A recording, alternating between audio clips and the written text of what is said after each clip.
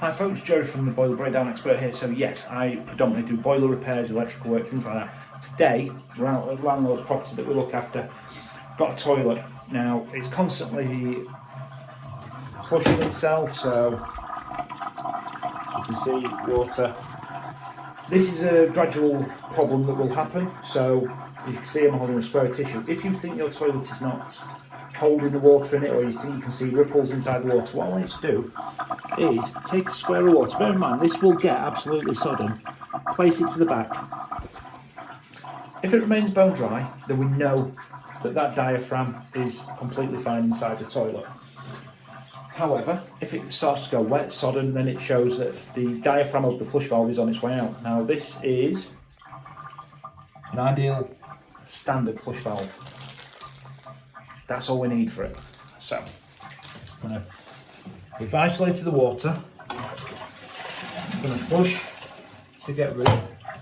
Let me see if I can prop this up against this lovely gentleman's things. So, I'm going to gently press down on the valve itself and it twists out. Different valves operate and release in different ways. Do it all over the toilet, and what we'll see is, I'll just show you here. See that? See how it's completely gone away? It's worn out, it's absolutely knackered. So, what we're going to do first of all is, now just to show you, down inside here, we see we've got all these bits of rubber. Now we don't want it to impact our next valve. Now, I don't want it to drop any tissue down into the cistern itself, because that will just cause issues and blockages in there. But we're just going to wipe out any solid bits. There we go. So that's all now nice and clean. Nice simple job this. So if I reach into my magic bucket, screwdriver. And all we're going to do is, see this ring? So I'm just going to remove said ring best way possible without causing damage to the valve. Sometimes there can be a little bit of pain, but never mind. There we go.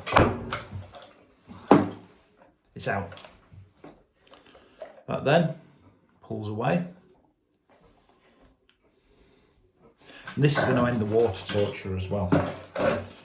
So, because I know the build, I know basically what flush valve is in it, I've been able to go and pick one of these up. Now they're not expensive, but this is so much easier and cheaper than replacing it. So there is a rotation, as we see. So we've got that brand new retaining clip. The rotation of the disc, see that? That's going to sit inside this seating position just there. And then what we're going to do, it's all in. That's it, that disc is now completely changed. We have two little hooks. These two little hooks, excuse me, we're going to hook under these here.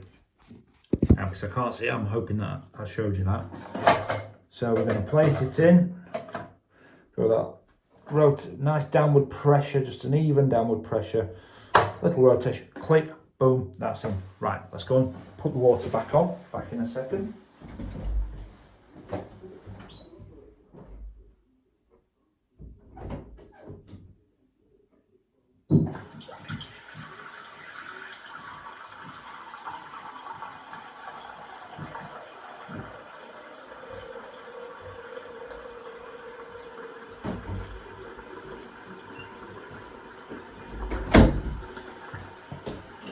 So, water's back on. As we can see, the cistern is filling up through the float valve. That's filling quite nicely. Go back to the toilet. If we look, there's nothing coming in. So we're going to take another square of tissue. This is what I mean by testing it. So this is going to be easy to test.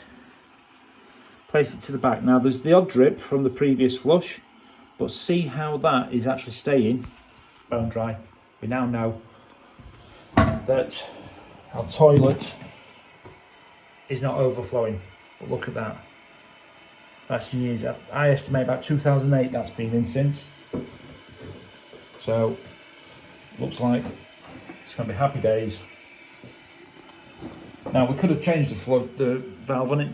I mean, sometimes some of these toilets can be completely boxed in, so changing the flush valve on it becomes a more involved job, which we don't really want. So what we're going to do on these, I'm just going to test it. Go back to the inside pan. Happy days. So that is how to change the diaphragm on the flush valve of a toilet. If you can't do it, if you need a plumber, heating engineer, we do cover Sheffield and Manchester. Get in touch with us. Help at theboilerbreakdownexpert.co.uk. If you need any boiler work, any electrical work, we're always happy to help. See you later, folks. Have a good day.